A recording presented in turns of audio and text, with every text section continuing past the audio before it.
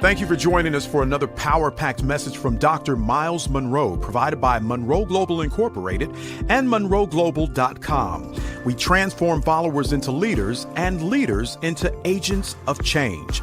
We hope that this message is a blessing to you as you advance your life and discover your purpose. Now, let's go into the message. Our review, very important. I mentioned to you that everyone wants to succeed. Nobody wants to fail in life. And I also emphasized that success is predictable. But I also reminded you that so is failure. You can predict failure and success, and there's a reason why. The reason why you can do that is because of number 4. Everything in life was designed and created to function by laws. And therefore, laws make life predictable. Laws make life simple. That means that God designed everything in life to function by laws. Therefore, he designed it to be successful. I also reminded you that your success is good for who? It's good for God. And why is your success good for God? Because of a principle that you need to learn about manufacturing. And that is the success of a product protects the reputation of the manufacturer. So whenever a product fails, that affects the reputation or the name of the manufacturer. Therefore, success is not something you pursue. Success is a result of obedience to those laws. Now, these are very powerful, important principles to remember. Success is not something you try to achieve. This is why most people are not successful. Successful people in history never tried to be successful. They simply focused on pursuing a purpose and then obeying some laws. Now that leads me then to the question again, what is success? Success is not what you've done compared to what others have done. Success is what you've done compared to what you knew you could have done or you should have done. So success has more to do with fulfilling your assignment and your purpose than it has to do with beating someone else in a race. So it's important for you to understand that success is very, very personal, nothing to do with other people. So success in life is discovering 2 things, your purpose and your assignment. We're going to talk about how that works tonight. Success, therefore, is fulfillment and completion of your purpose. Purpose is the reason why a thing was created. A trumpet is successful when it blows a note. So a trumpet on display in your home on the table is not successful. It's beautiful, it's a nice place to put it, but it's a failure. Why? Because the purpose for a trumpet is to blow a note, not for display. A piano in your home for 40 years, unplayed, has made that piano unsuccessful. Even though it's beautiful and it makes your home look distinguished, that piano is a failure because it was not created for a furniture piece. It was created to do what? Produce music. So purpose determines success. So dressing up nice and wearing expensive clothes is simply a well-dressed failure. If you didn't do what you were born to do and you dressed up, you are a well-dressed disgrace to the manufacturer. So life is not about how you dress or how expensive your shoe is. What's important to life is, are you doing what you were born to do? And this is why most people are failing in life. They have not captured yet what they were born to do. Now in Matthew chapter 13, this is our theme we focused on. Jesus talked about when you live in the kingdom, your success is related to some keys, and he calls them secrets. And he said, the knowledge of the secrets of the kingdom of God has been given to you. Those secrets are called keys. In Matthew 16, verse 19, we referred to this in our last segment. I want to read it again. He says, I will give you what? The keys, plural, of the kingdom. There's no key to the kingdom. There are keys, many of them, of the kingdom. Why is this so important? He says because these keys open up heaven or close heaven. They open up life or close life. In other words, keys are determining whether you live a lock-up life or an open life, whether you succeed or fail. Now, what are keys? Keys are laws, principles, or precepts. They are systems that you use. When you go to a locked door with a key, you are taking a law that makes the door submit, and it opens the door. That's what Christ meant when he used the word keys. Keys are systems or laws by which everything functions. Now, I want to give you then an important concept of keys that we dealt with in the last segment, and it's important to repeat it. Keys are principles or laws. Here's some things about principles and laws that you need to remember. Number one, principles and laws are universal. That is important because that means you don't need to change your country to be successful. A lot of people think if I can just make it to a certain country, I'll make it in life. I have gone to countries where people have left their homes, and today they are sweeping the streets in that country, and they have a lower job in that country than they had in their former country.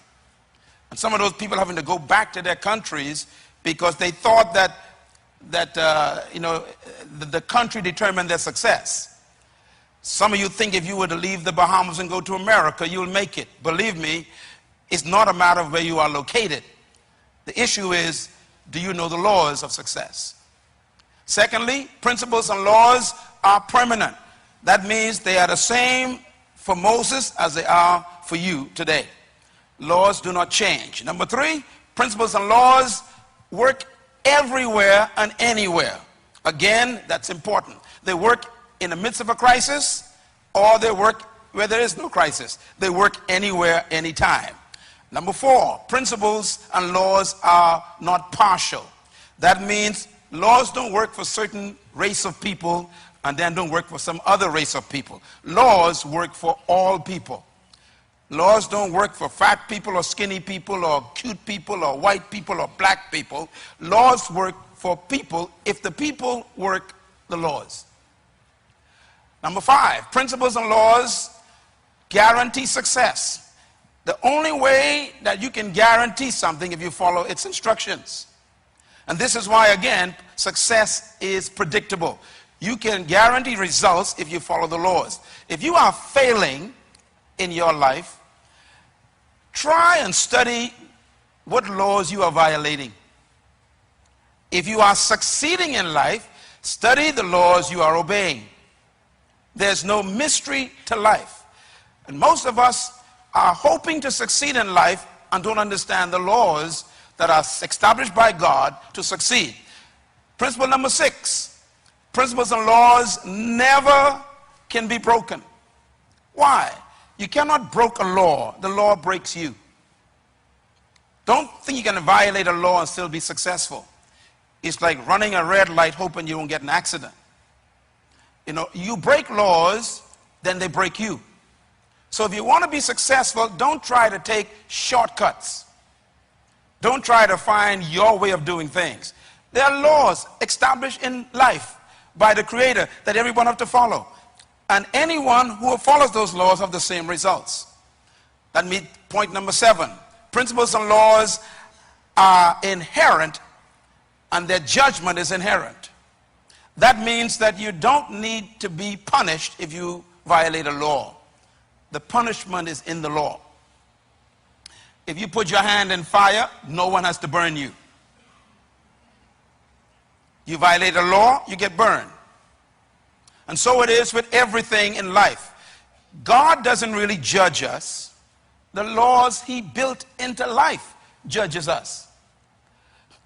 You have sex, well, you get pregnant, who do you blame? Well, you violate a law of fidelity or the law of self-control, and now the judgment is built in, you have conceived a child. And now you want to create another law of violating that baby by committing adultery. And now you kick in a judgment of guilt for the rest of your life. But that child might have been like Myles Munroe. So now you sit around with this guilt because you violated law after law after law. The way you fix that is you decide, I'll never break another law again.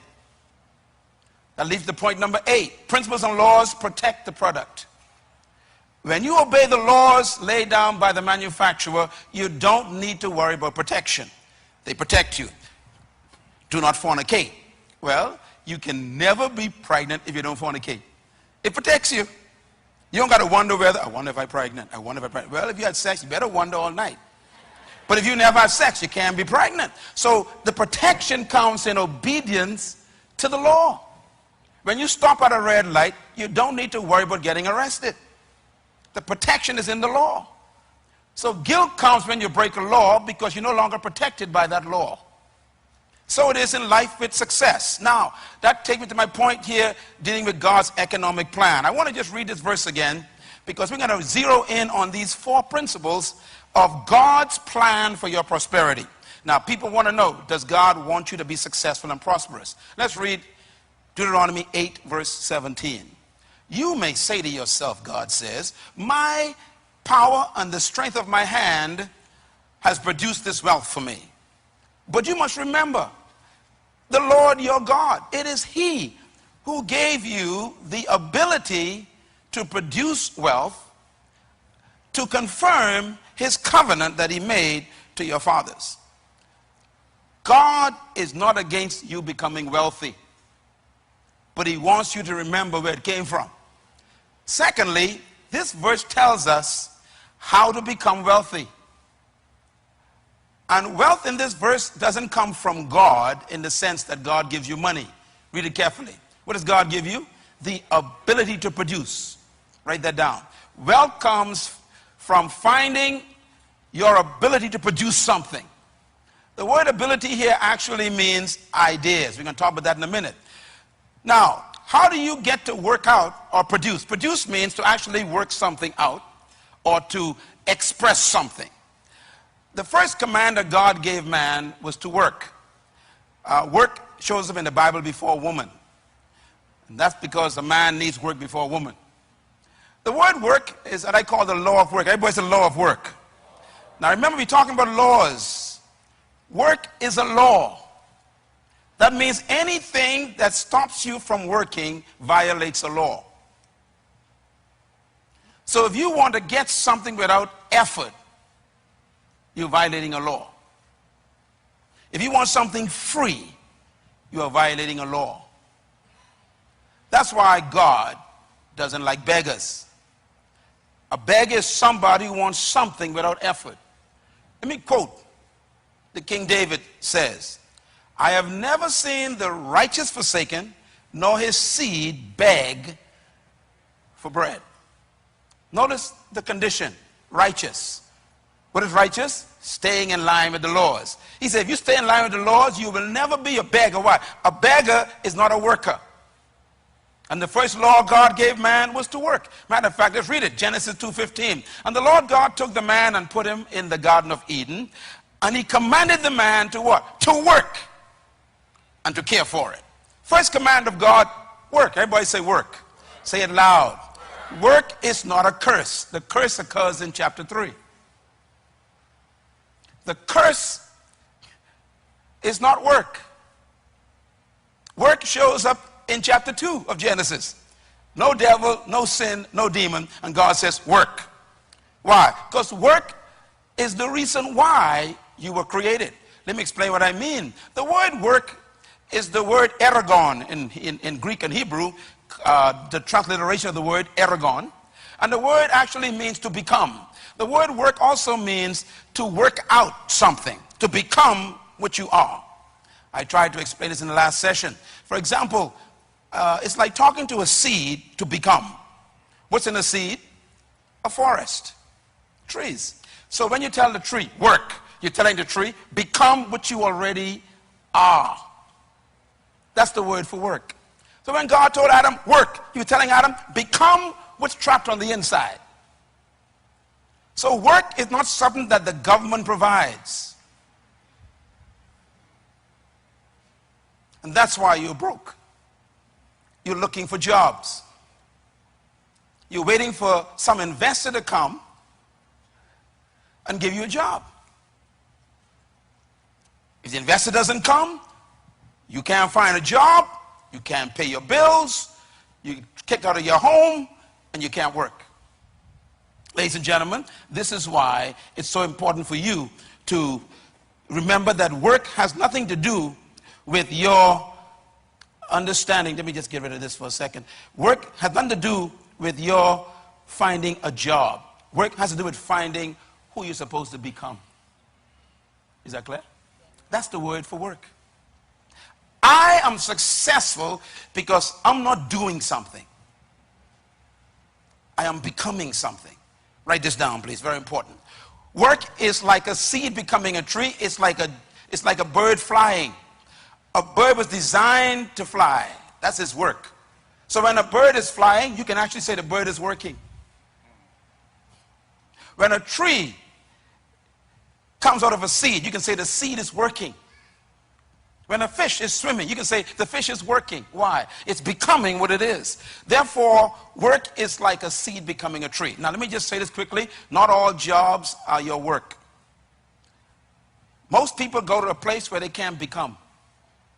Why? Because you are restricted by what the job tells you to do and what you cannot do. And this is why most people hate their jobs, because their jobs actually suffocate their real gift. And so they find themselves hating Monday mornings, going to a place they don't like, and they can't wait to leave it because it's like a bird trapped in a cage for 8 hours. Why? Because you are not really working. You have a job. Your job, therefore, will never be your work because it traps you. Your work can become your job if you find your work in your job. In other words, if you have a job where you are becoming, then you are not on a job. You're going to work. It's like a singer who was born to sing and he has a singing business, a job. Well, he's not going to work. He's not going to a job, rather. He's going to work every day. Let me say something very interesting. Jesus said all the time, I work the work of him that sent me. And then he says, I do the work of him who sent me. And then he says, my Father works, therefore I work, and I came to work the work that the Father gave me to do. He never says job. Jesus had a job, you know. His job was a carpenter. His work was redeemer. He said, I didn't come to be a carpenter. I came really to redeem the world. That's my work. And my work is to do what? The will of my Father. That's an important statement. My work is to do what? The will. What is will? The original intent of the manufacturer who sent me. So work is becoming what you were born to be, and work, therefore, can become your job if you are doing in your job what you were born to do. Is that clear? And this is, by the way, this is why most jobs kill people. Jobs can kill you because you can actually be trapped in a place for 40 years, suffocating your life and living in bitterness and hatred and anger, and you are always irritated because you are in a place you don't want to be and don't like to be, and therefore you hate everybody every day for 40 years. And the Bible says what? Bitterness dries up the bones. That means it creates cancer. You ever heard people say, this job is killing me? They are correct. So I've come to you in this session to tell you how to be free from your job so you can find your work, because your prosperity is not in your job. Your prosperity is in your work. And just explain how that works now. Okay, write this down, please. Your goal in life is not to be employed. Say that with me.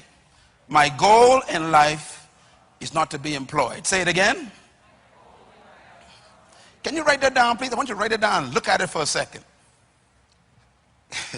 The number one promise of your governments is jobs. So your goal is to get a job. The young man here tonight comes out of high school. First thing he's told, go get a job.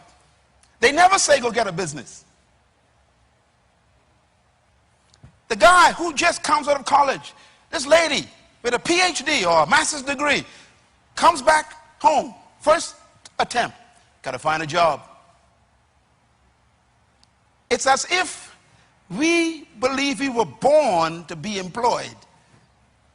But I want to change your thinking tonight. Write a new word down. You were born to be deployed. Everybody say deployed. Say it again, deployed. Employment means somebody else controls you.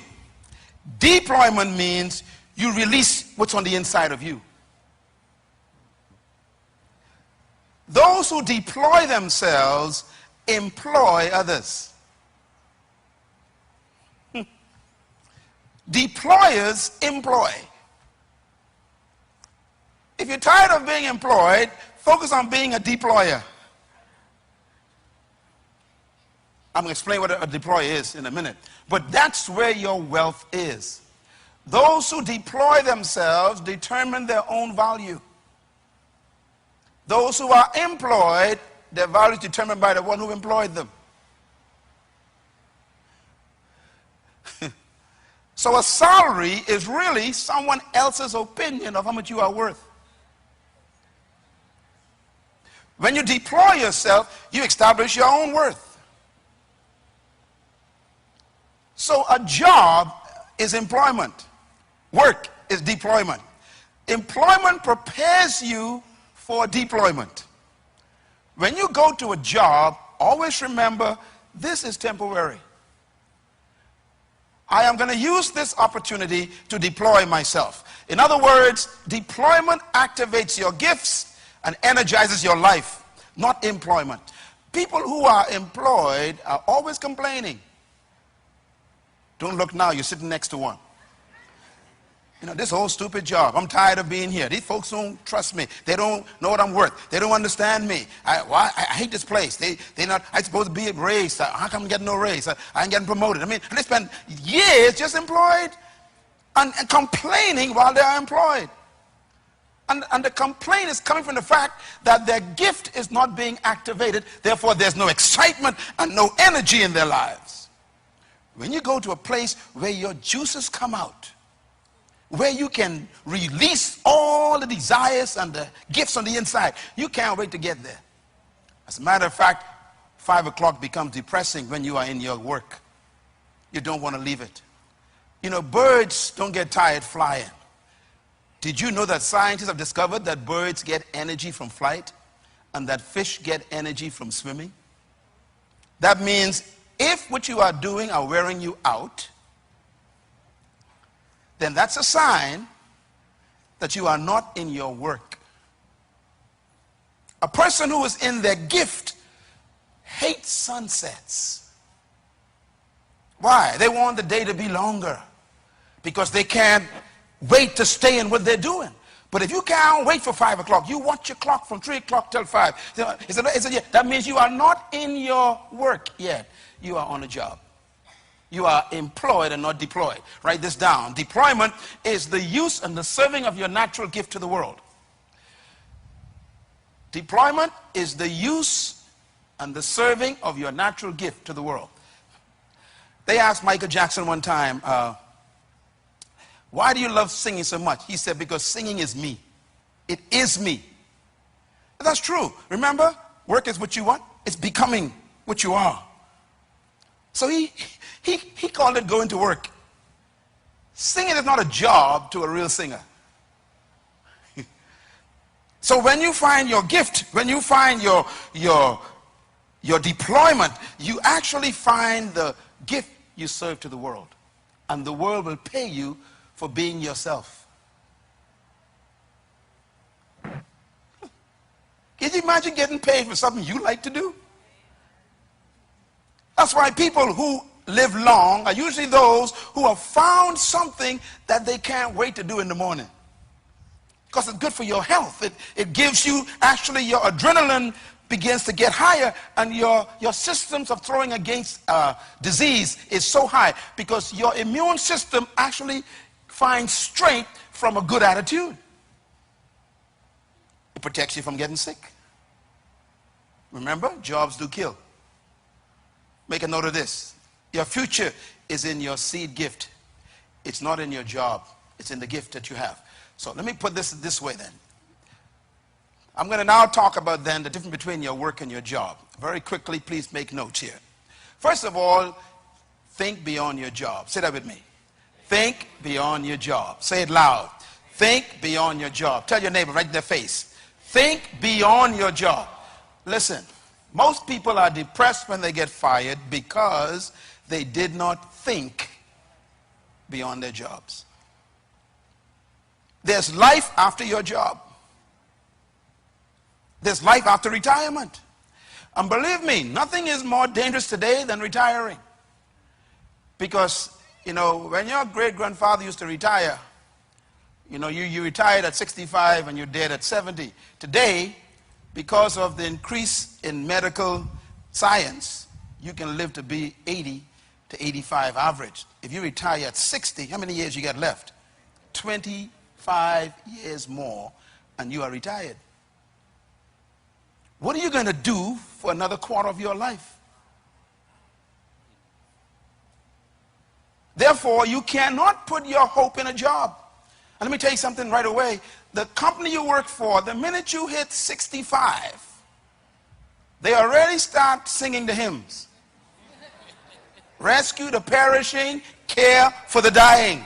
Why? You're 65. They already see the young guy coming out of college who want to actually work for less. Are you with me? The older you are, the more expensive you are to the company. So wake up and think beyond your job. That means that the solution to your future success is not in the job you have, it's in what you're thinking beyond the job. And that's why I'm here in this session. Make a note of this. There's no future in any job.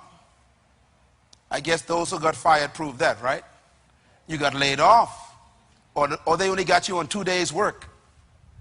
You realize your future is being attacked by the fact that they laid you off. So you got to cut back on your standard of living. Maybe even lose a car and lose a house. Why? Because your future, you put in your job. No job has a future in it. Make a note of this, please. The future is in the one who holds the job.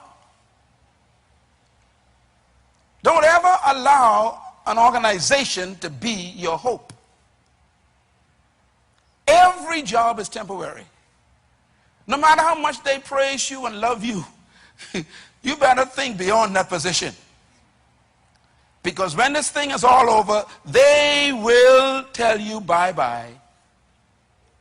There are folks in this room who've been retired for 5 years already, and they begin to scratch their heads. Why did I retire? Because life goes on. I'm glad you're here. And young people, please remember what I'm saying, because you got a chance to not make mistakes that older people have made. Write this down, please. Create your business in your job.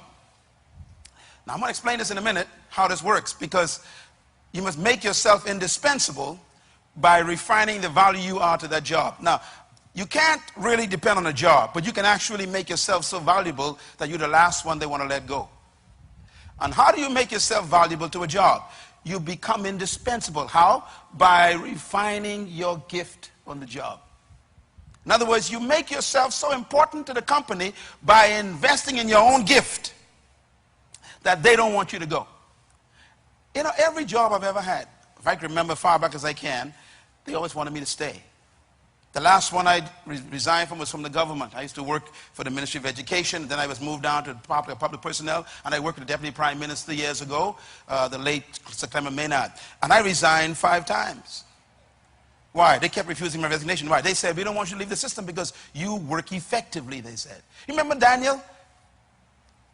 You should read the book of Daniel sometime. Daniel made himself so valuable, the king said he was an excellent worker, and no one wanted to get rid of Daniel. There are some people who can't wait till you leave. Why? You're not an asset. You are a deficit to the company. There are supervisors praying for you to resign. Why? You are not a help to the company. You've made yourself a problem rather than a solution. When there's a downsizing taking place in an economy like this, the first person to let go is the one who caused all the problems.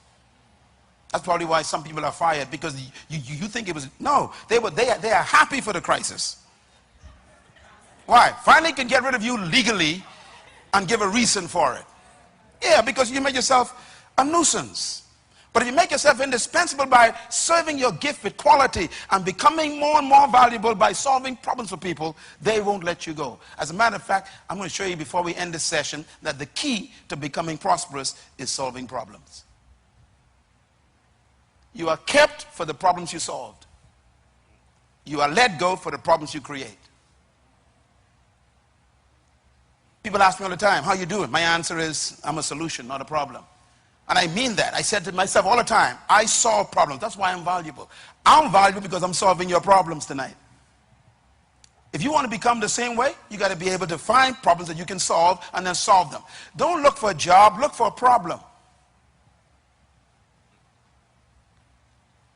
People looking for money. Don't look for money. Look for a problem. You solve problems, you get paid. So that's different between your job and your work. Let me give you the differences real quick. Never confuse your job with your work. Why? Your job is what they train you to do. Your work is what you were born to do. Your job is your career. Your work is your life assignment. Your job is your skill. Your work is your gift. You know why they let people go during the crisis? Because your skill come a dime a dozen. They could fire you because they don't need your skill, but they can never fire your gift. It goes with you. A person who knows their gift can never get fired. This is why you have to study, what is my gift? Now, our problem is our cultures have not trained us to find our gift. They train us to find a job. So they tell you, go get a skill. Remember those words? The problem is, your skill is dispensable. Who told you I can need your skill all along? Plus, if I been using your skill for 20 years and now you are making $20,000 a year, and a young guy came out of college with a more refined skill in your area, he only wants 25. You're gone. In other words, skills are dispensable. But gifts can never be taken away. Write this down, please. Your work, you can retire from your job, but you can't retire from your work. I've never seen a fish who says, I tired swimming. I retire. I don't swim no more. I've never seen a bird that says, I retire from flying. I've never seen a seed that says, I retire from bringing forth a tree. In other words, you never retire from your gift. You can retire from your work, from your job, rather, from your skill. And many people in this room are actually suffering right now because they retired from their skill. You was a secretary, no one wants you anymore. You're a skillful secretary, but they don't want secretaries. So your skill has become your curse. 20 years of experience as a secretary. I mean, you know everything about clerical stuff. The people don't want your skill. So you better find something else, which is your gift. Make a note of this, please. Jobs prepare you for your work. Say it loud. Jobs prepare you for your work. While you are on a job, learn as much as you can, because my justification for a job is simple. Jobs are opportunities where you are paid to learn. Can I say it again? Jobs are gifts that God gave you to be paid to learn. Don't always try to get a job you really want. Get the one that's available. And don't always think you want a job that will only suit what you really like to do. Get a job that's available. Why? Let them pay you to learn some new skills, some new experiences, to meet some new people. How many people have helped me who I used to work with years ago, and that relationship still lasts, and now they are managers of a bank, and we used to work in a warehouse together. So now that relationship has actually opened doors for me to get a loan because I worked at that warehouse. My friend is the manager. See, sometimes your job is not to give you money, it's to give you relationships. So don't always go for a job because of money. Most folks don't have a job today because they're looking for the right money. It ain't money that brings the job importance. What makes a job important is that you can get paid to learn something and to also learn people. Is this clear? All right. Make a note of this, please. The power of work. Jobs are temporary, but work is permanent. You know, the work of a fish is swimming. Swimming in a certain part of the pool is his job. If you took the fish out of the pool and put him in a pond, have you taken away his ability to swim? His gift went with him, even though you fired him from the pool. See, when they get rid of you, carry your gift with you. Wherever you land, keep on swimming. Because it wasn't the skill that they took away from you. It was the location for you to be in your gift.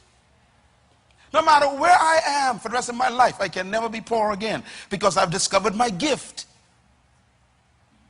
I will not allow my country or my culture to determine my value anymore in my life. No one will ever determine how much I'm worth anymore. And you got to get to the point where you are free from the spirit of jobs and you ignite the spirit of work and use every job to refine your work. Make a note of this, please. You can never retire from your job, from your work rather, but you can retire from your job. Retirement is not in the Bible. It's a capitalist concept. Retirement is not even biblical. You are never supposed to retire. You're supposed to simply finish your work and leave. I have finished my course. Paul never retired. Christ said, it is finished. He didn't retire. You leave after you finish something. Some of the most miserable people in the world are retired people.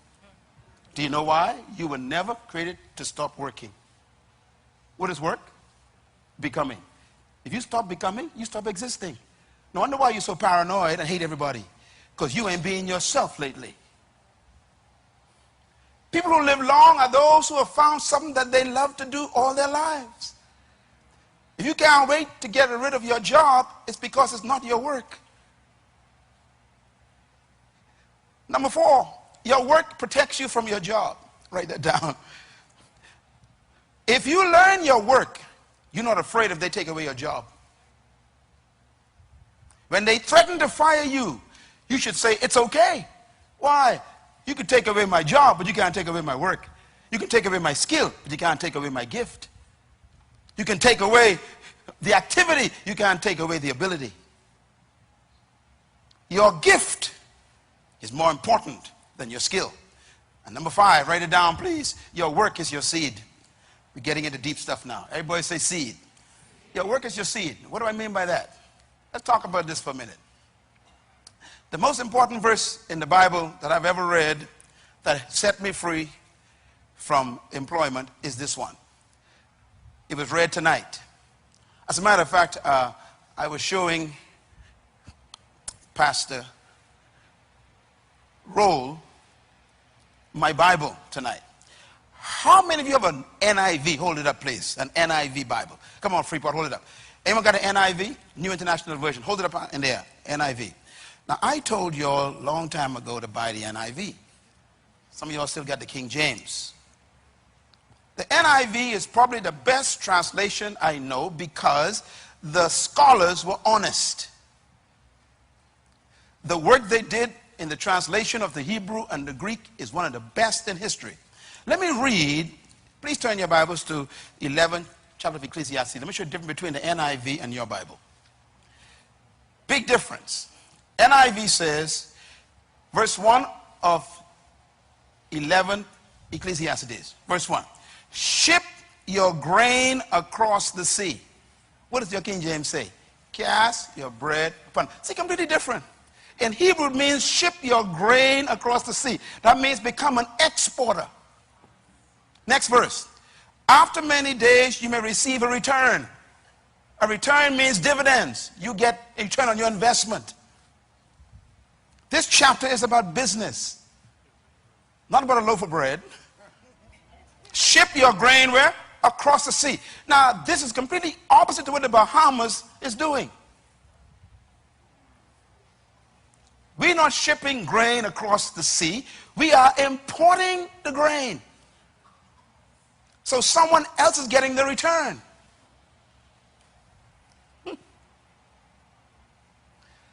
What I have done is exactly what this says. My books and CDs and DVDs and my life is always being shipped across the oceans. So I'm getting the returns on that shipment. In other words, you're not supposed to be a consumer. You're supposed to be a producer. I will give you the ability to produce wealth. The exporter will always be richer than the importer. The Bible says don't put all your eggs in one basket. You got this one job. You are a barber, okay? You're a barber. Brother Smith is a barber. Suppose Brother Smith broke his hands. Fell down and break his two hands. The barbering is gone. So what he should do is actually go beyond barbering. He should now import hair products just in case his hand get broken, he can sell products. Don't put all your eggs in one basket, it says.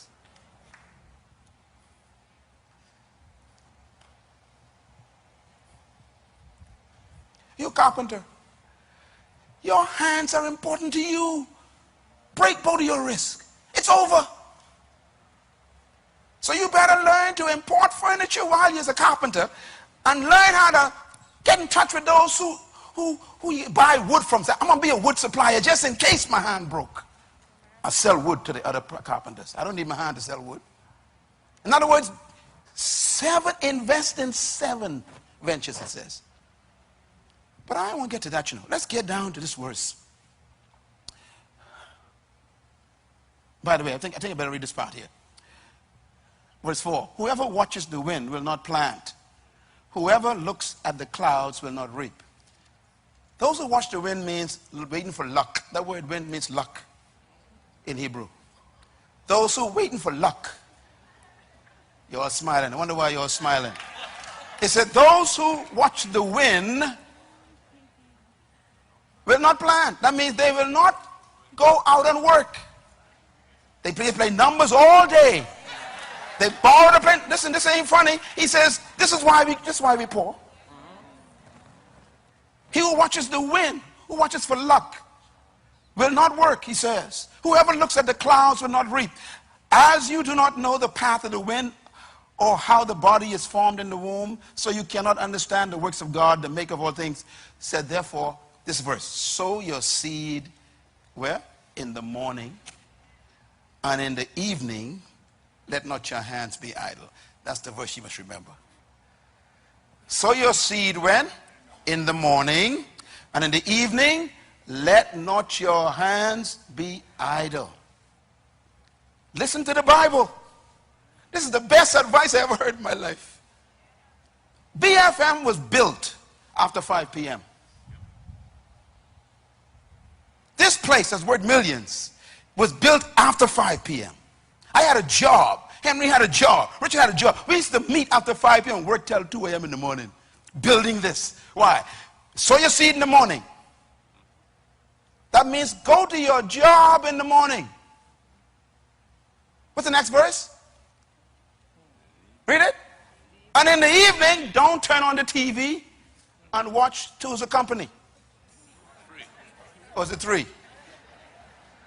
Don't watch Friends. In other words, the guys who you're watching already with rich. He said, when you go home, don't watch TV. Keep working. From 8 a.m. to 5 p.m. is the other man's work. And that's why you're broke. Because from 5 p.m. to 12 midnight, you watching TV, eating potato chips. The Bible says, no, when evening comes, let not your hands be idle. I do more work while you are sleeping than when you are awake. I guarantee it. My wife would tell you the hours I put in after 12 midnight. The books I write while you're sleeping. People say, how can you write books? While you're sleeping? The Bible says, if you fall in love with sleep, you shall grow poor. The Bible says that. I gotta go to bed at 8 o'clock. You will never be wealthy. Because the 8 hours from 8 a.m. doesn't belong to you. They tell you when to come, where to do, where to go, what to do, when to go to lunch, when to come back, and they control your entire life. That means the only life you own is after 5. You can never grow from 8 to 5. You grow in your own time. You can't read books on the man's job. You can't experiment with ideas on the man's job. He got you locked down. Remember, you are a bird in a cage. What do you do when you leave work, you call it? He says, you don't know which one will profit you, whether both equally as well. Let me put it this way. Write this down. Jobs were given to prepare you for your work. He said, go to work in the morning, and when you get off, keep working. Work on your gift after 5 p.m. Work on your skill at 8 a.m. Give them your skill at 8 a.m. Release your gift at 5 p.m. That's the key to your success and your prosperity. Make a note of this. Fulfillment is discovered when your job becomes your work. You can actually work yourself out of your job. That is what we did here at this ministry. And I've done it actually so well that I don't get no pay from this ministry anymore. Why? You can work yourself out of your job. Your work can become so powerful you don't need your job anymore. But your work doesn't take place on the man's job. What are you doing after 5? Your culture says, go home and rest. The Bible says, let not your hands be idle. The culture says, go lay off and drink some switcher and watch TV. The Bible says, let not your hands be idle. Anyone in this room who's a business person will tell you that you don't want to go into business. You think you want to go into business. Business people who don't sleep, they just rest for a few hours. Because they have found something more important than a job. Can I put it this way? Write this down. Success comes after sunset. That's when it really comes. You read all the books on success, they'll tell you that people who succeed were succeeding while you were sleeping. What do? Write a cookbook, man. And it's going to take days and years and months to do that in the night. But don't just sit there and watch TV. Produce a cookbook. You a chef, man. Produce a cookbook. That cookbook will be published. You'll be on Chopped. You don't have no idea. You have no idea. You don't know that. So why waste your time watching TV when you can actually produce something that can be published and go around the world like me? The royalties that pay your life off. You can just have a job, or you can get into your work after 5. Every one of you, I can tell you right now, each one of you, an idea that you could pay me for. Of what you're doing. What you're doing right now is not what you could do. But you got to pay me to give you the idea. You come to me, I counsel you. I'll give you consultancy. I'll show you what I get paid for. Why? Because what you're doing ain't nothing compared to what you could do. But your culture says, go home and rest. God says, go home and keep working. Success after 5. I remind myself again. Let's read together out loud. Go.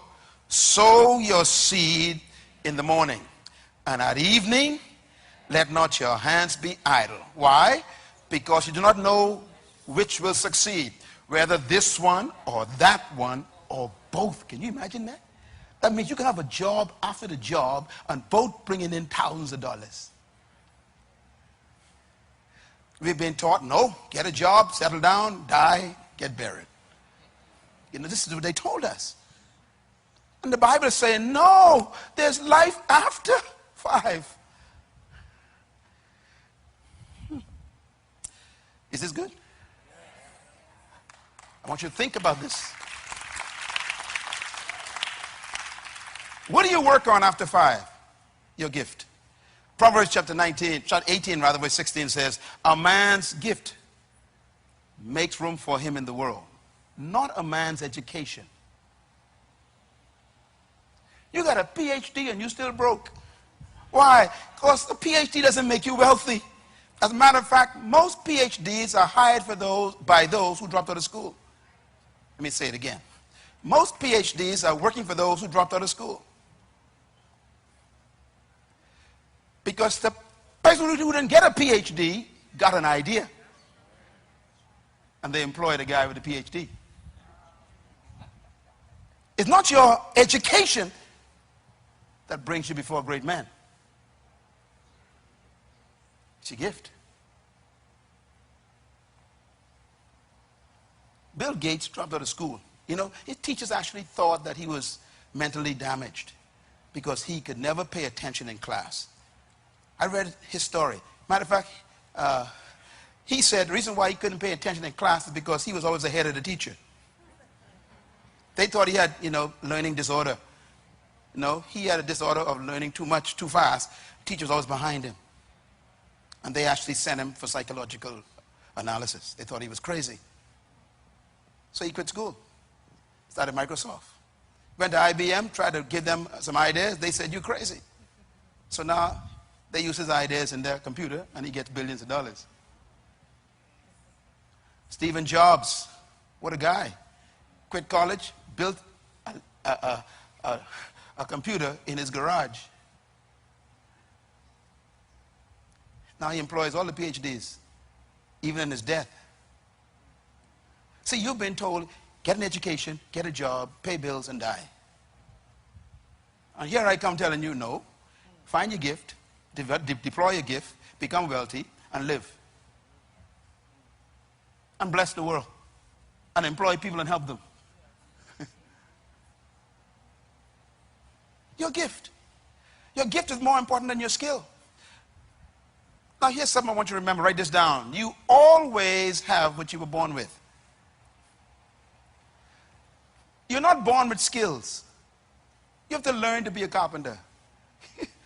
So there's something more important than being a carpenter. You got to find your gift. Because your gift will outlast your skill. There can become a day where you can become so feeble you can't handle a hammer. What you can do after that? You're still alive. Number 2, you can never lose what you were born with. Number 3, your future is not ahead of you. It's trapped on the inside of you. Therefore, you were born with seed. You don't go looking for it. So the key to your life is discovering and developing and serving your seed gift to the world. Always look for the other thing in your life. It's there, Just look for it. It's always with you. But no one ever told you this until I come into your life tonight, to tell you, don't trust their jobs. The crisis is because you lived on the jobs. The crisis is because you depended on the jobs. The crisis came because you depended on the clients. And they don't come no more.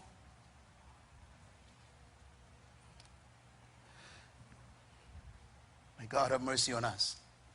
There's hope. Yes, the hope. Seeds are never in recession. Isn't that beautiful?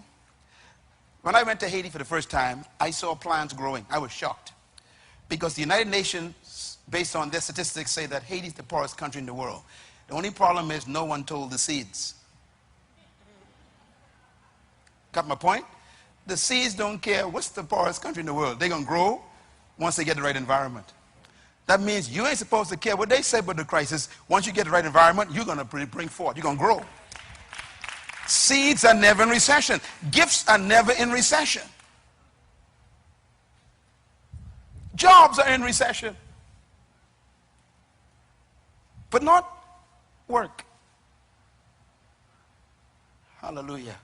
There's something that's bigger than you, and it's inside of you. When I was praying for tonight, I was praying that God would ask me. I asked God, I said, God, show me how to get on the inside of a person and yuck it up. yuck, yeah. How to get inside your spirit and yuck up your gift and let you see it. This is you. You are not what they called you. They give you titles. Don't trust their titles. Find your gift. Your seeds are never in recession. My friends, let me give you these last points before I get to the 4 principles. 2 words. 1, employment. What is employment? Bahamians, please write this down.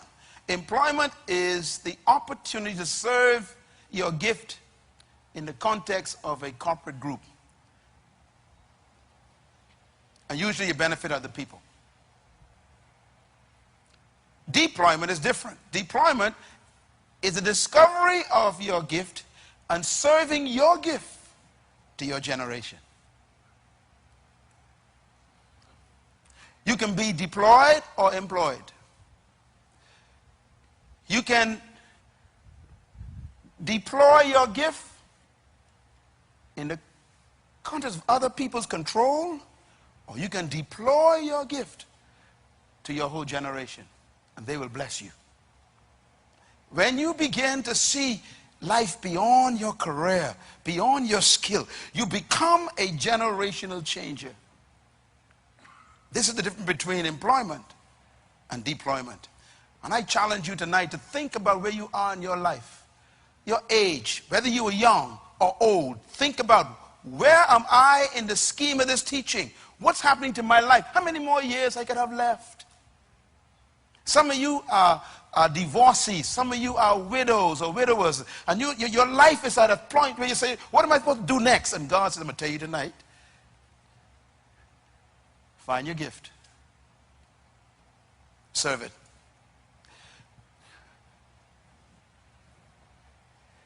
You and I were created to be employed.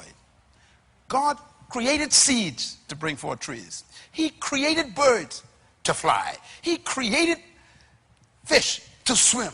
He created you to bring forth. There's something that made him create you. And that thing is the key to your prosperity.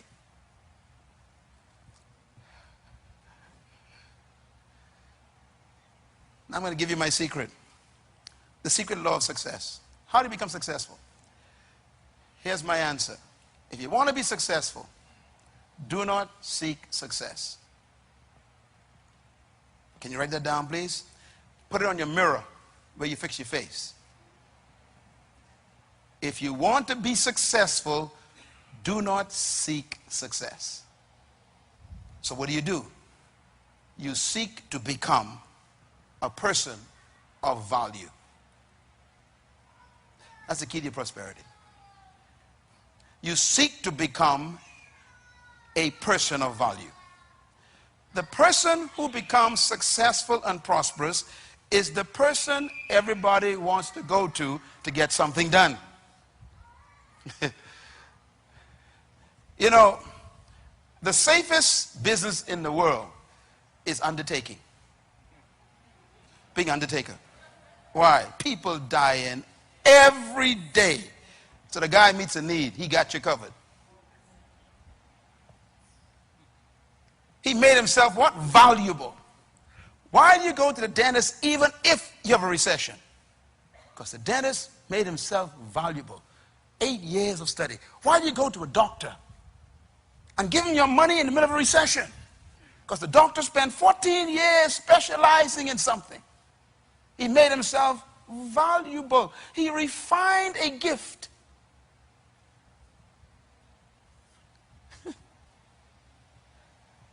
Why do you take your money to the lawyer?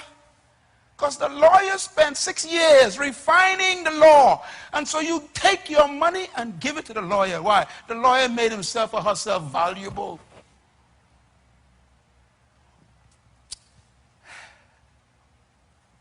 Question. Here's the question. Why should I come to you?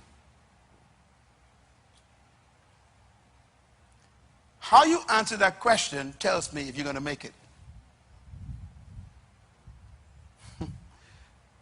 Here's a question more difficult. Why should I come and bring my money to you? What is it that you have refined that'll make me find you? The secret of success, becoming valuable.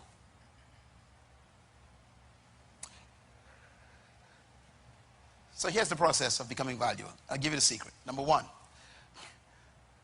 to become valuable, first, you must determine what your gift is. Some people may have one or two.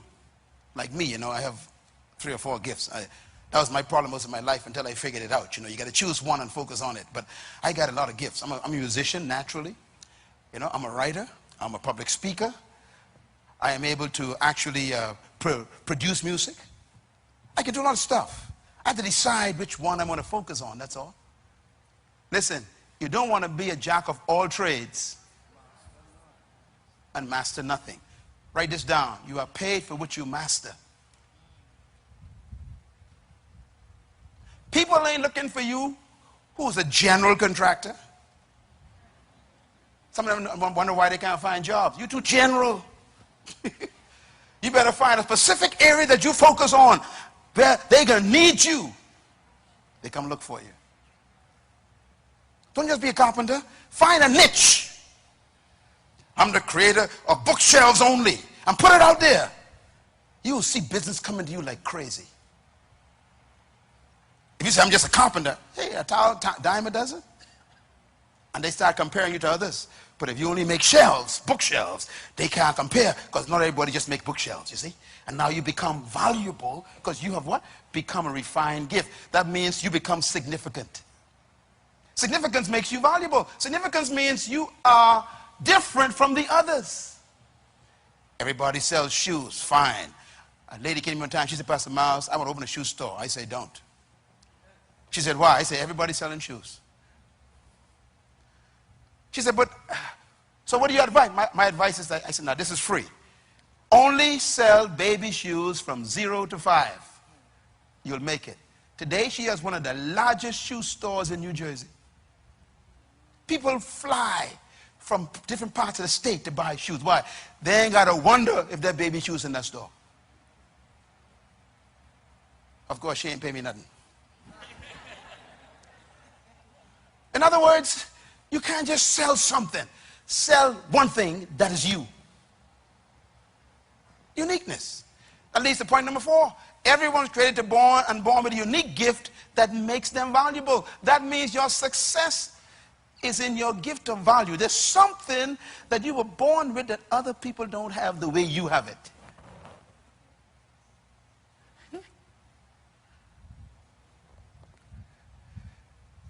Everybody's selling cell phones. So why are you going to cell phones? You better find a different type of cell phone just to sell, that's all. In other words, uniqueness makes you valuable. What did I say? Okay, you cosmetologist. You going broke, I'm telling you. You better find a unique cosmetological, that's a big word, perspective where you offer something that others don't offer. One time, me and my wife went to Monte Carlo. Went to Monte Carlo. Man, that's where all the big muckamucks are. And we went into a store where, one pair of shoes is $5,000. We went in there, the rug in the store was white. Thick white rug in the store. In other words, don't come in here if you got dirty shoes. And this was a clothing store. No clothes were seen. All the clothes upstairs had hidden away. And then they ask you, can I help you? We walk in. They say, come, please have a seat. They sit us down at a beautiful glass table. They serve us tea and cookies. I just come to buy, clothing. They said, no, you ain't coming here for no clothing. You coming here for an experience. What a store that was. By the time they finished whining and dining you, they said, come upstairs and see our wares. Walk up there, everything in these little private little booths. I tell my wife now, go for the cheapest thing here, because this is a rough place. I saw one dress, it say $28,000. I said, oh yeah. Honey, come on this side over here. Walk over here, there was a belt. The belt was $400. I said, yeah, that belt must just feed you. And like I saw a purse, $5,500. Just a little purse. I said, take me in the wrong store. But we already drank the tea and ate the cookies. We had to buy something. You remember that store, baby? It was a rough store. We had to buy something. My point is, they were unique. That's why people fly all over the world, come to that one store and buy one dress. Now, here you are trying to make $5,000 a month in your store. They make $5,000 on one dress. Because they're not selling dresses.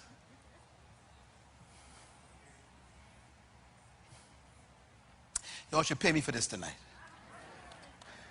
You want a restaurant? Okay, you ain't gonna make it. You ain't gonna make it. Everybody, restaurant open today, closed tomorrow. You know that, right? Yeah, why? Because they don't understand what I'm teaching. You can buy a sandwich anywhere. People don't buy sandwiches, they buy experiences. Why would you go to a restaurant on Paradise Island and pay $98 for a chicken and buy the same chicken at Dirty's? For how much? $5. Same chicken, you know, same chicken.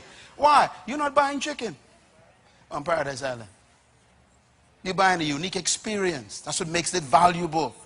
You get chicken anywhere, but you can't get the experience where the guy take the napkin, put on your lap, bam, and then he pour your water for you and then take it away to make sure you don't pour it by yourself. Understand? And they serve you one course at a time. Dirty's everything in the bag. Boom, boom, boom, boom, boom. No. We separate each chip from each other in this restaurant. See, you eat one chip at a time. You wonder, what am I doing here? You are buying an experience. Here's my question. Why should I come to you? What makes you as a lawyer different? What makes you different as a lawyer? If I come to your lawyer's office, what experience do I have? What makes me want to come back? Not for law, I can get law anywhere. What makes me want to come back to you is the question.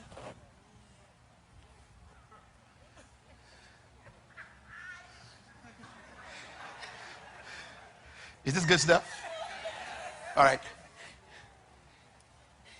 The test of your gift. All gifts will be tested for authenticity. In other words, when you start releasing your gift, get ready for hell to break loose. Can I say it again? All gifts will be tested. When you decide to become a deployed person, your enemies wake up.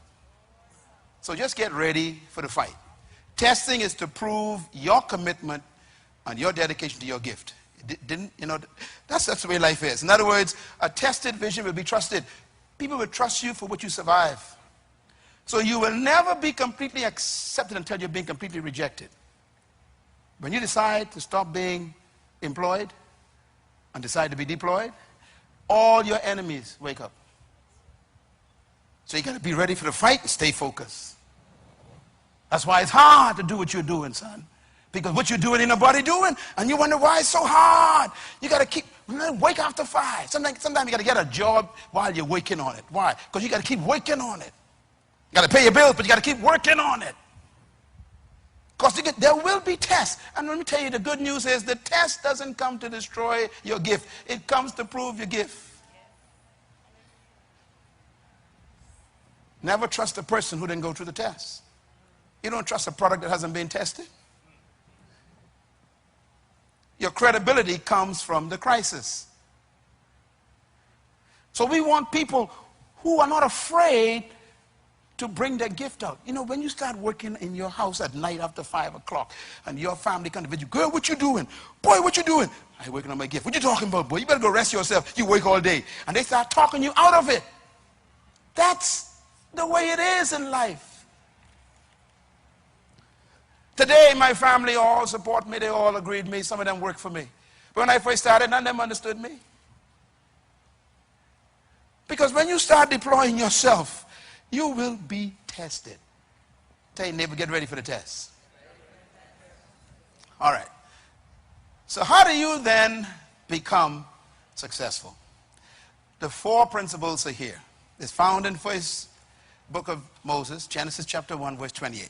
And I wanted to bring you to this because this is the heart of success.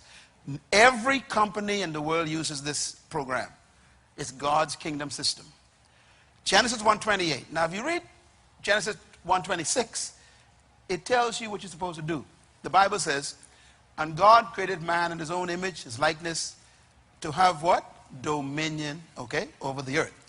Verse 27 says, so God created them male and female and blessed them and said, have dominion. So that means both male and female, same instructions, have dominion. Now, God is a good God.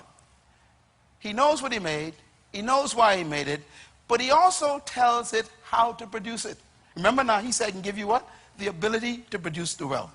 So verse 28 is God's giving you the strategy to dominate. Oh boy, help me. So God is saying, look, I don't just want to tell you what to do. I'm going to show you how to do it.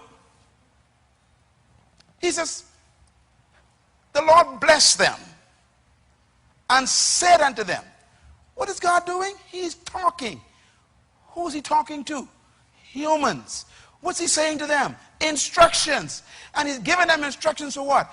To learn how to dominate in the earth. So you got to follow the instructions. This is not funny. This is the most important instruction in the world. He says, first of all, be fruitful. Secondly, multiply. Third, replenish. 4, subdue. And what's the last line? And then you'll have dominion. You were born to dominate in an area of gifting that people will pay you to do. I repeat, you were born to dominate in an area of life that people are supposed to pay you to do it. I repeat, you are supposed to dominate in an area of life that people are supposed to beat the door down to get to you, to pay you to do it. And here's how it happens. God gave us a secret. Now, I must be honest with you. The people of the world have done this more successfully than the people in the body of Christ. Matter of fact, the world has stolen God's principles and applied them more effectively than the people who claim they got the light. Let me quote, write this down, please. Luke chapter 11, verse 16. It says, the children of this world are wiser than the children of light. Therefore, go to the world, I'm quoting Jesus, and learn from them, that you may have riches in this life and the life to come. I am quoting Jesus. Please listen to me. He said, look, go to the world. Why?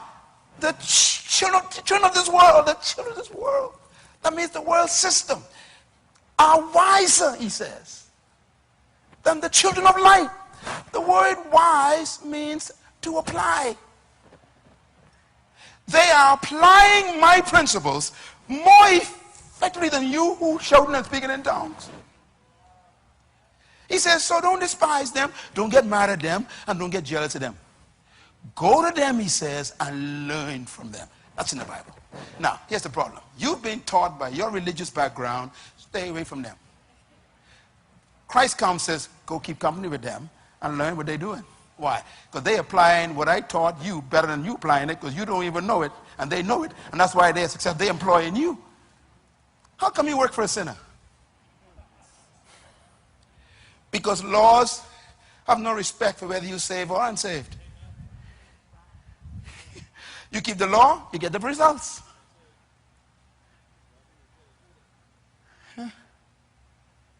He says, go to them. They've learned my principles. They have figured it out. They are more successful. Now, tell me one of them who didn't follow God's plan. And I'm going to give you the plan right now. Number 1, he said, be fruitful. The word fruitful in Hebrew means to be a producer, to produce something. Be fruitful doesn't mean to have children. The Hebrew word means to produce. What do you think a fruit is? It's produce. That means what was on the inside of the tree has come out. Be fruitful. He didn't say go looking for fruit, which means the fruit exists.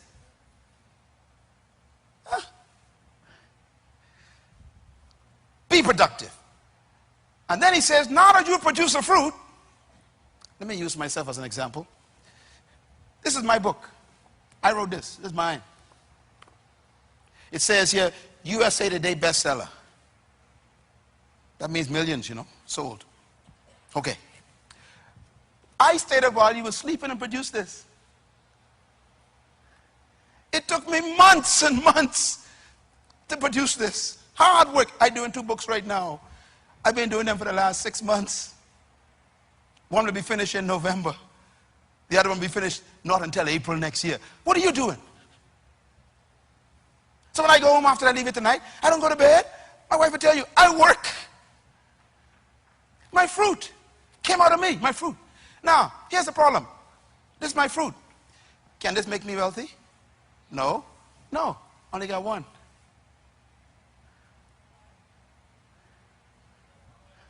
I got one. So God says, go to the next level.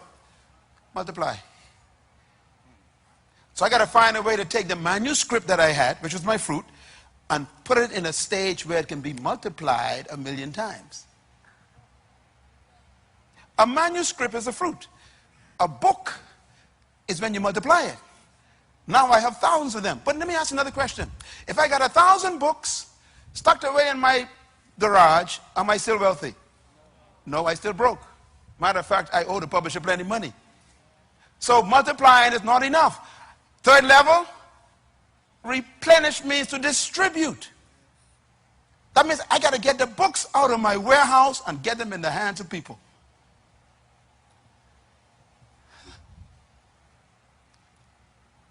Okay, now I got my books out and I sell 3,000. Am I a worldwide author yet? No, because 3,000 gone, only 3,000 people get. That's even, less than 10% of our population. So I got to do something else. I got to move to the 4th level. I got to subdue. Subdue means to control the market. Control the market means when you start distributing your product, it becomes the most important one in the market. So that when people think of it, they think of you. Let me give an example. What is McDonald's known for? Big Mac. Interesting, Big Mac. They sell all kinds of things, but Big Mac is their fruit. Can you buy a Big Mac everywhere? No. So they got you cornered. You can't even make it at home. You can buy the bread, the burger, the onions, and you still can't make a Big Mac. Because they have refined it. Remember, refine the gift? There's a system that they have. You can never get a Big Mac in your house. You can never make it. It never tastes like it. Okay, so we got a Big Mac. What's the problem? I'm still poor. So I got to find a way to multiply the Big Mac. So I got to have what we call machines or people to help make the same burger according to the system. You cannot work for McDonald's and make your own burger in the kitchen. They train you how to make their burger. Why? They want consistency of the same quality. Okay, so now we multiply it. But now we want to what? Distribute. So they create what? Franchises. A franchise is McDonald's distributing its Big Mac. Now, they have become so widely distributed that they have subdued the market on Big Mac. Nobody got a Big Mac. You want a Big Mac? You drive past Burger King. You drive past KFC. You drive past Wendy's. Why? Because no one got a Big Mac. Is anyone driving past anyone to get to you? I get all these invitations all over the world. I say, why are they inviting me on a little island 7 miles wide when they got 300 million people in America? Somehow I develop a Big Mac that they can't find nowhere else. I am here to help you go into your closet and find your Big Mac. Everybody makes burgers. Nobody makes a Big Mac. Now we got Burger King. What they got? Whopper. They say, we don't need no Big Mac. We got our Whopper. They will whop you. They're the only ones who can whop you. No one else can whopper anybody except Burger King. Am I right? You want a whopper? You can't even make it in your own house. They got a system. They what? Refined it. It's their fruit. They produced it, and now they multiply it, and now they're distributing it, and they subdue the whopper market. You want a whopper, you drive past everybody. You will leave your home and drive miles if you want a whopper. Why? Because they're the only ones with the whopper. They subdue, they control the market. What do you control yet?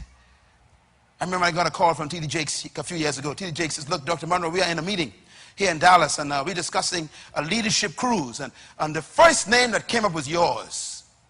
Let me tell you why that's important. Christ says, if you want to be great, he says, serve your gift to the world. Then he says, if you want to be first, become a slave to your gift.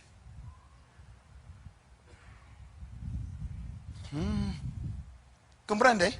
If you want to be what? First. That means the first one they think of. That's right. What do? You can become a slave in the night to your gift. What are you working on all night? My captain here, Thurston. I mean, pilot extraordinaire. I'll never get rid of this guy. He'd have to leave me. Why? This guy has refined his gift.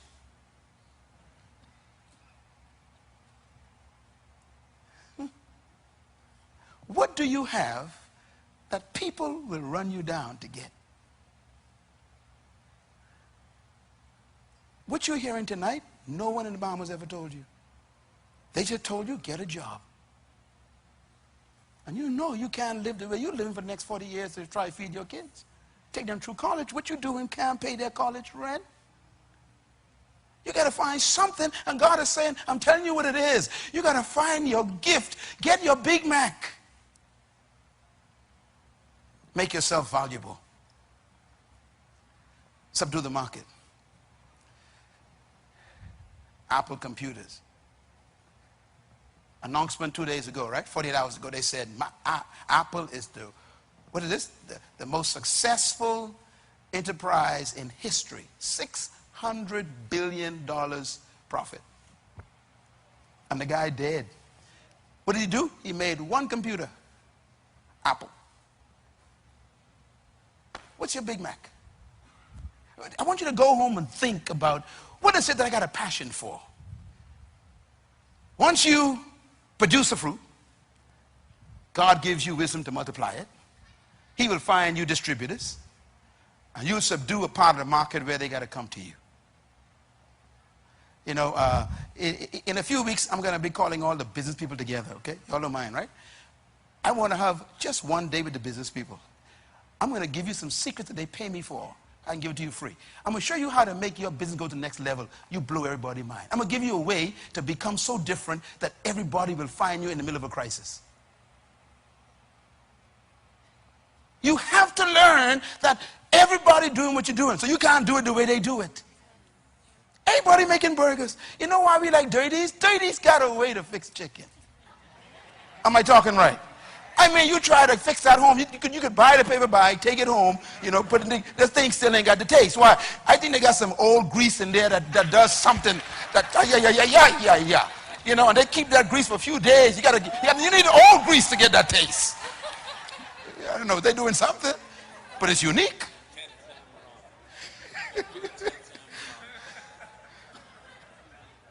What makes you different? The result is what?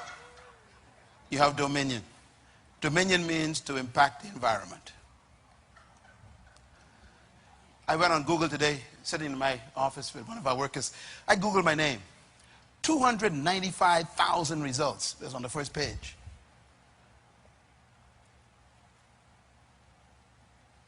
Wow.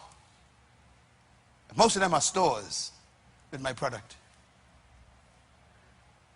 Amazon, Myles Munroe. Look at the stars next to my name and my books. 4 stars, 5 stars. That means these are top sellers. My distribution system. I'm not teaching you something I haven't done. And I'm not different from you. I live right around the corner. And I was born in Baintown. But they never taught me this. That's why I'm teaching you. We've been a victim of this thing that says it's a crisis. Ain't no crisis. It's a crisis of thinking.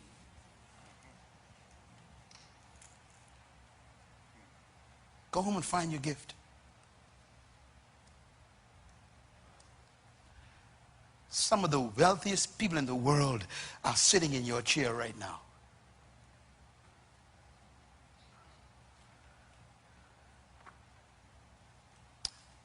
Tell your neighbor, think. Here we go. God never told us to be seedful. What does that mean? That means that he's already assumed that you got seed. He said to be what? Fruitful. Fruit comes from seed. So God is saying, look, I'm not telling you to go look for seed. You already got it. I want you to produce something. That means that the seed is within you already. It has life in itself, and you possess the fruit that you're supposed to prosper from. That means that your seed possesses the fruit.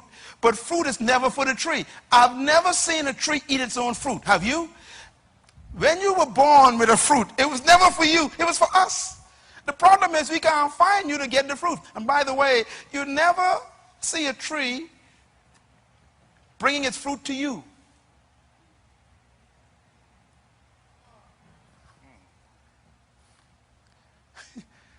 When a tree bears its fruit, everyone is attracted to it. You know, dentists don't advertise, you know. Lawyers don't advertise. They don't advertise much.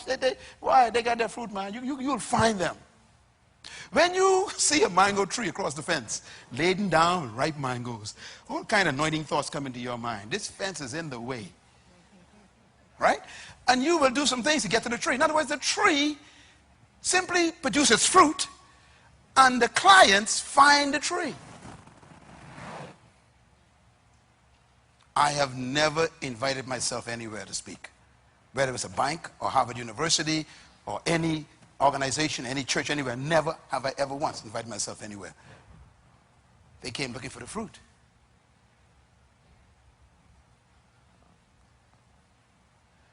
Make me come to you. Please make me come to you. Give me something that I have to come to you for.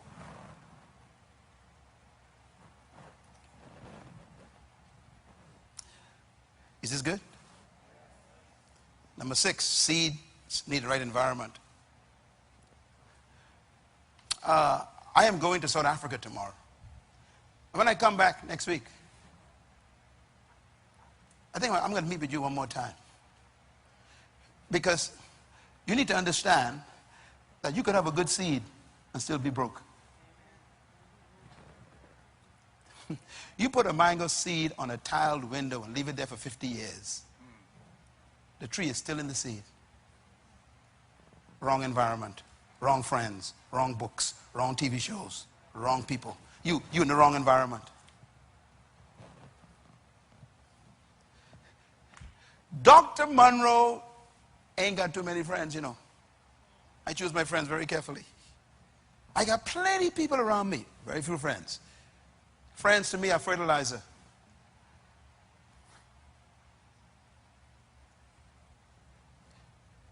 You leave here and you go to your house and there's a dream killer in the house.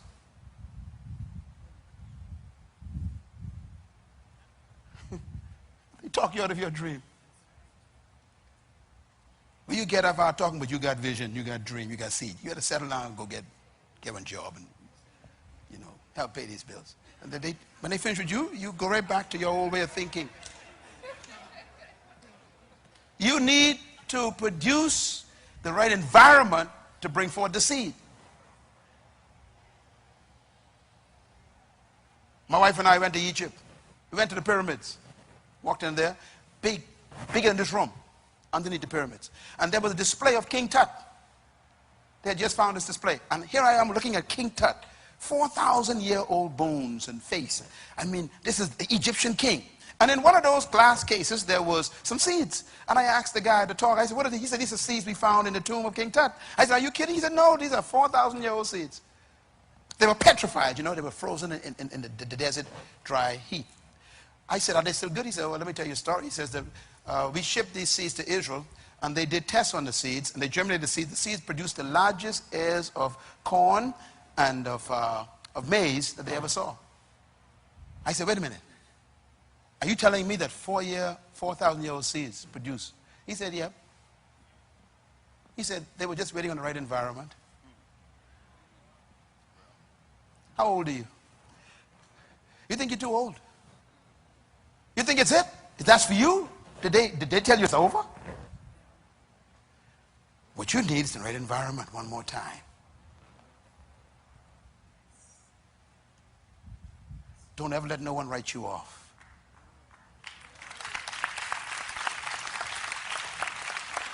Go home, start again. The Bahamas will kill you. Get free from the Bahamian culture. They done wrote you off. You're a drug addict. You're a prostitute. You are divorced. They are lying. All you need is another environment again, that's all. In that seed, 4,000 years, was a plant waiting for the right environment. They never taught you this in school, hey. This should have been the first lecture you got when you went to high school.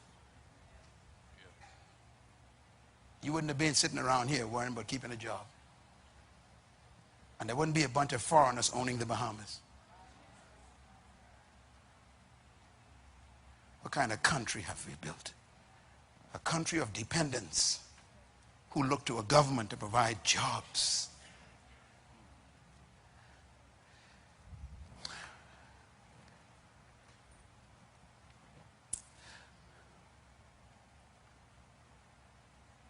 Write this down, please. Every problem is a business. You were born to solve a problem. Say it with me. I was born to solve a problem. Just give me 5 more minutes, okay? Because this is important. This is what your father should have taught you the last 50 years. That's why it's taking so long for me to give it to you. I'm trying to save you 50 years of ignorance in one night. You have to remember that you were born to solve a problem. And that's where businesses come from. A business is simply someone solving a problem. Fast food solved the problem. You ain't got time to eat breakfast in the morning for no hour. So on your way, you stop at a window. And by the time you get to work, you had breakfast. Someone solved that problem. You know what I'm missing? Shoe shine boys. I'm missing them. My shoes need cleaning right now. I ain't got no time to clean those shoes. If you stop asking for money, think about a solution.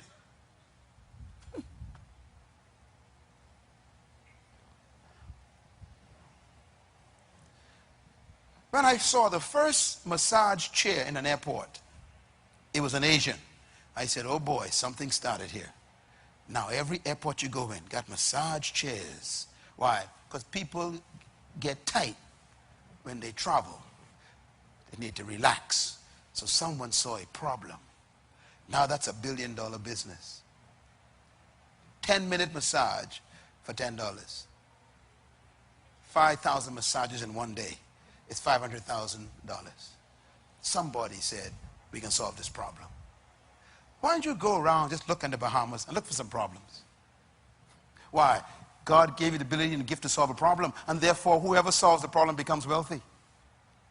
We ain't got no poverty problems. We got blindness problems. We don't look for solutions to problems. We look for problems to complain about.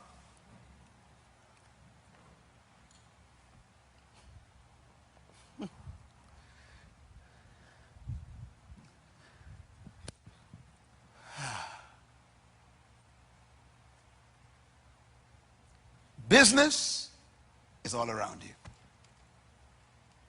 Why? Problems are all around you.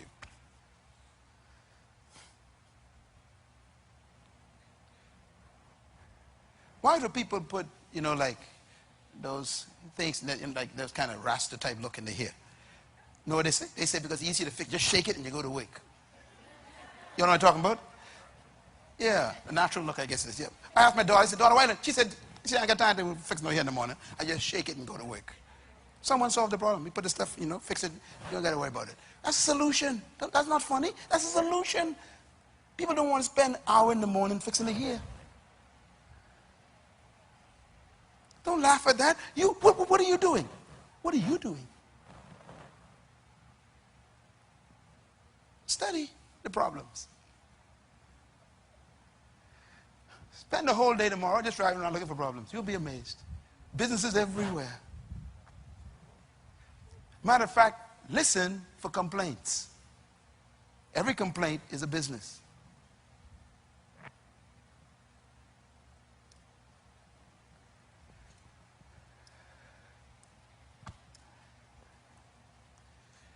Selah.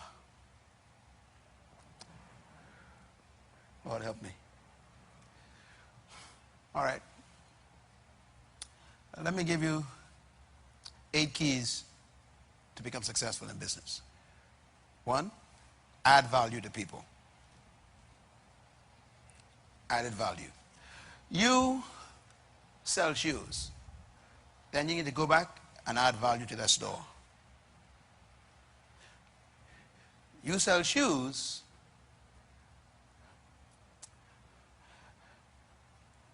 And you serve hot tea to every customer. That's added value. So I ain't coming for shoes no more, I like the tea you're serving. I can tell everybody when you go to that store, you get tea. This ain't funny. I went to a massage place the other day when we was away, and I mean, these people, Lord, this was no massage place. They treat you like you some king or something. They massage you till 30 minutes later. But by the time they finish taking care of you, you don't want to leave. And that's their point. They want you to stay because they charge by the hours. You understand? They don't want you to come out there. Added value. Number 2, be unique. You a barber? Fine. Find another way to make your barbering different. Go away and study some new techniques. Come back, say, I'm the only one who got this technique. Or when you come to us, we serve you cookies and rice or something. In other words, you make something unique about you. Thirdly, quality. Have higher quality. Sometimes quality alone is enough, You sell shoes, that one sell good shoes. They sell better shoes. See, it depends on the quality. 4, attention to details. Come on in, Dr. Munroe. What kind of tea do you like? Hey, I only want to buy a dress. What kind of tea do you like? Yes.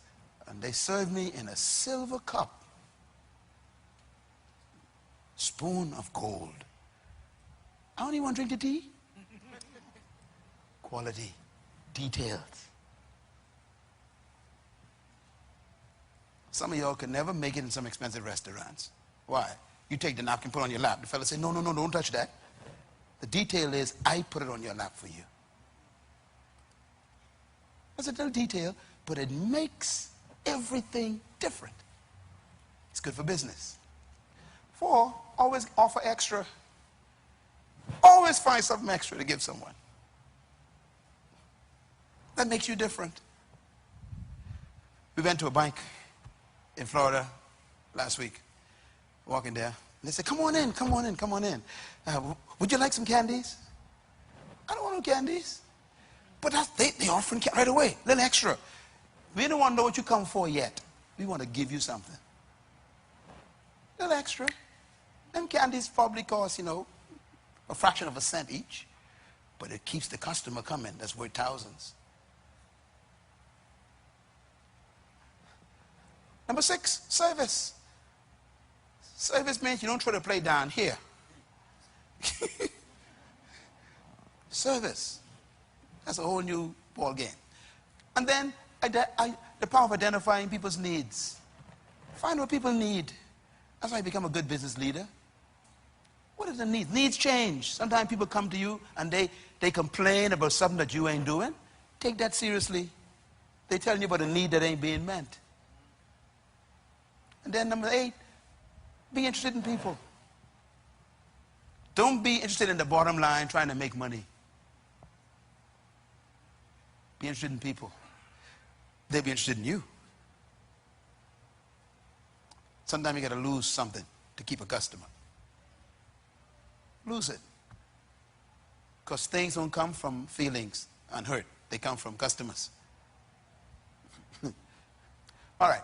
Big line. How do you find your gift? I thought you'd wait for this one. Number 1, how do you find your gift? How do you know what you were born to do? How do you know the thing that's supposed to make you wealthy? Number 1, ask yourself these questions. What is my greatest desire? Go home and study that, please. Take this CD and listen to it. Number 2, what do I wish for humanity? Take a bit of M, please. Have you ever sat down and says, I wish somebody would just do this. I wish somebody would just do that. That is your destiny screaming. Why don't somebody do this? In other words, whatever you complain about is what you were born to fix. Number 3, what makes you angry? Your gift will always make you angry. It is the thing that makes you angry that you were born to change. If you get angry at shabby work, I mean, you're supposed to produce best work. You get angry at young people on the street, that means your gift is to go and save young people. Whatever makes you angry is a sign of what you were born to do. Every successful person was an angry person. All of them. Nelson Mandela was angry, so he couldn't be a lawyer anymore. His anger made him leave law and sent him to jail. Mahatma Gandhi was angry. He was a lawyer too. Quit law and saved the whole nation, India. Mother Teresa was a teacher, high school teacher. She became angry at poverty in India. Left it, couldn't handle it anymore. Took her last paycheck and bought groceries and gave it to a leper. What makes you angry? Martin Luther King Jr., angry. He was just a preacher, a pastor. His anger drove him into his gift. Marlon B. Butler Jr., what made him angry? Marlon Butler. He grabbed that and makes it, I am tired of this. Threw it out of the window. Anger. Free the people. You know what the problem is? You ain't angry enough. Write this down. You will never change what you tolerate. What did I say? I want you to remember that. As long as you tolerate it, you won't change it. You got to get to the point where you can't handle it no more. You know, my anger at third world oppression is what created Myles Munroe. I hate oppression of the people in third world. Whether they're black or white or Asian or Latin, I hate it. I hate oppression. I hate it. That's what gave me birth. And I saw what the colonial powers did to my mind. I said, I hate it, and that hatred produced me. What makes you angry? That's why I say I will transform followers into leaders. Why? Because we were born to be leaders, but they told us you were born to be a slave. That anger is what created this ministry. What makes you angry? Don't look for a job, look for your anger.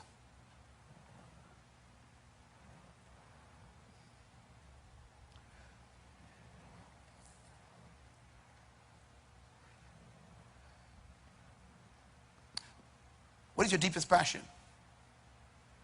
Passion means, what do you want to do and never stop doing? Got to find it. Look at number 6. Number 5, what do you think about when you are alone? Normally, when you are finally quiet and alone, that's when your gift starts talking. You know why you can't find your gift? You with people too much. You got TV on too much. Listening to music too much.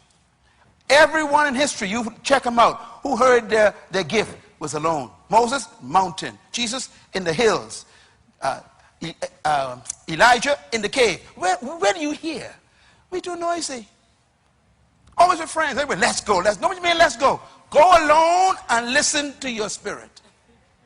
You'll find your gift. And your gift is where your wealth is, remember. You don't find your gift among friends.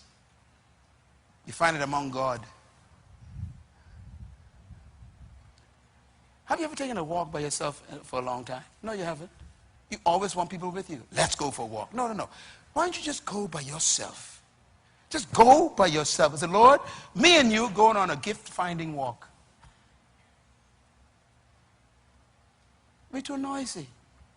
What do you think about when you're alone? The question is, are you ever alone? Some of my greatest revelations come in the shower. Why? Ain't nobody in there with me. It's me in the water. God could talk to me. No music, no radio, no talk shows, all this foolishness. I gotta hear. That's why my life. Be careful with these talk shows. They will talk you out of your gift. Shut them off.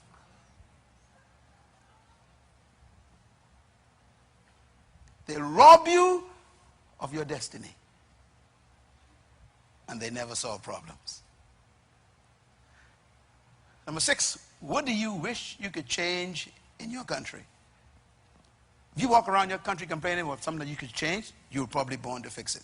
Number 7, what would you do if there was no limit to money and resources? What would you spend it on? What would you really do if you had all the money that you could find? Whatever that answer is, that's what you were born to do. And guess what? If you refine it and document it and begin to develop it, the money will come to it. Because there's somebody born to finance your dream. The trouble is they can't find it. They can't find the tree.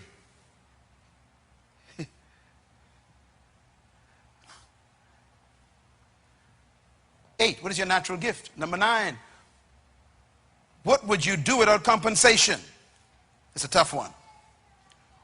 Whatever you were born to do is something that you could do and never get paid for it and still be happy. This is why most people are poor, you know. They want to get paid for everything. People who change the world and who become effective never do anything for money. They do it because they love the passion of it. Bill Gates wasn't interested in no money. He wanted to solve the problem of this massive computer that took up a whole room. He said, there got to be a way to bring DOS for them DOS things in a simple icon. And the guy said, I'm going to do it. Well, no money is concerned about. What are you passionate about? People come to me, Dr. Munroe, I'd like to be like you. I want to learn to teach and, be a public speaker. I say, okay, volunteer to work in the children's church in BFM. Oh, no, I won't be a public speaker. I just give you the answer. Volunteer to go talk to the kids every Sunday. Why?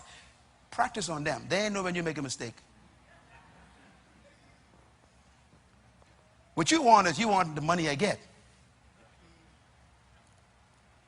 I started teaching Sunday school for nothing. I taught thousands of conferences for nothing. Why? I was refining my gift. I wasn't looking for compensation. You want to be successful? Do it for nothing. Serve your gift. Volunteer. That's how you become great. I was talking to one of our IT people today, a young lady, I know she's here. And she said, I said, how long have you been working? She said, I've been working here since 2008. She said, but Pastor Myles, I used to come here for 5 years and just volunteer. And one day they just said, you know what you're doing.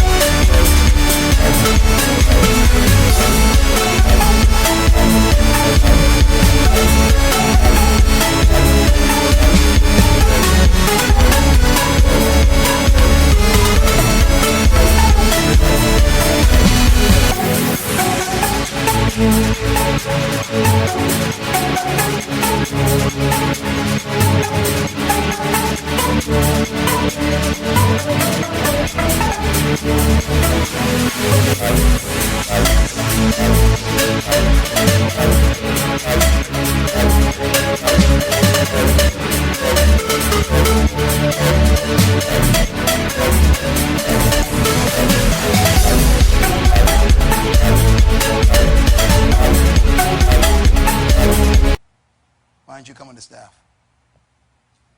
Now she's working in one of the leaders in IT. Would you do that, or you won't pay the first day? Volunteer. What would you do? And personally sacrifice for it. You normally, when you find your gift, you're willing to put up your house for the business.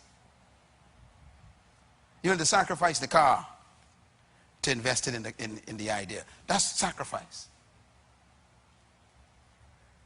When we built Bahamas Faith Ministries, I'm telling you what, man, we had nothing.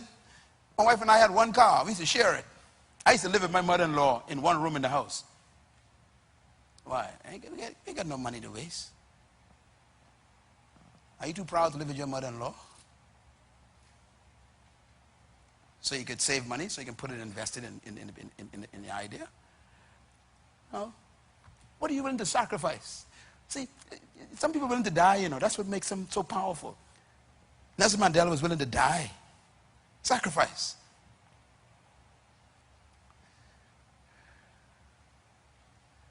What are you willing to sacrifice for your idea? You may have to sell your house. And you viewed history of these guys, all these big guys you're so jealous of, check them out. They started selling their houses, selling their cars for their idea. They had to sacrifice something because they believed in it more than their own security. Success and prosperity ain't magic. It's laws. These are laws. I was thinking about this year. Find your purpose, find your perception, find your potential, discover your passion, live by the principles, create a plan, be with the right people who can influence you to get there. That means choose your friends. Be persistent, because there can be fight. There'll be a fight against it, and then you have to be persevering all the time, because you got to fight your way to your success. And then pray. Always spend time with God, because He's the one who gave you the plan. You're going to make it happen.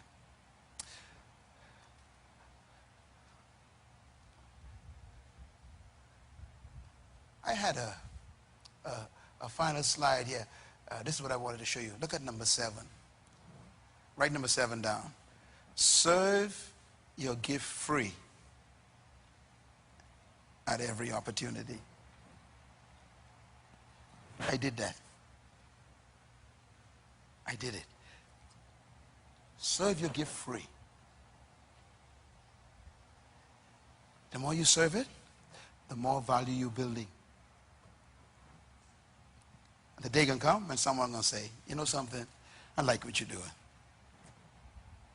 We're going to finance your program for the next 10 years. But they're watching you, you see. Serve your gift free at every opportunity. In other words, the greatest act of your prosperity is volunteerism. Volunteer your gift. They'll pay you later. Sign up to serve. You get paid later. It happens to everybody.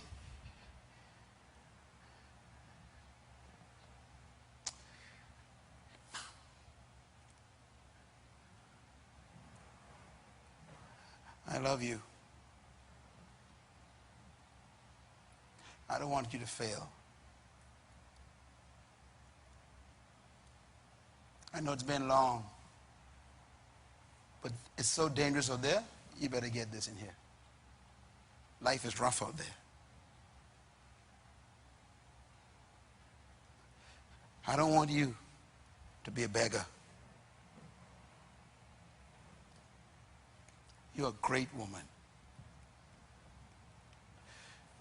You're an awesome man. You got more on the inside of you that they haven't seen yet. You are not finished.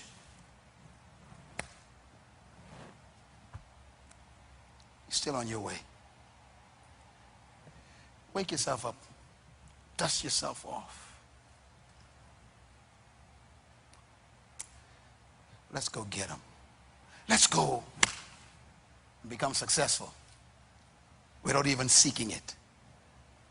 Thank you once again for listening to this message, as we hope that it has been a blessing to you. Our goal is to show you new paths and opportunities so that you can discover your purpose. It is your love, support, and partnership that makes Munroe Global possible. Please visit us online at www.munroeglobal.com for more product, partnership, or to join us at one of our live events around the world.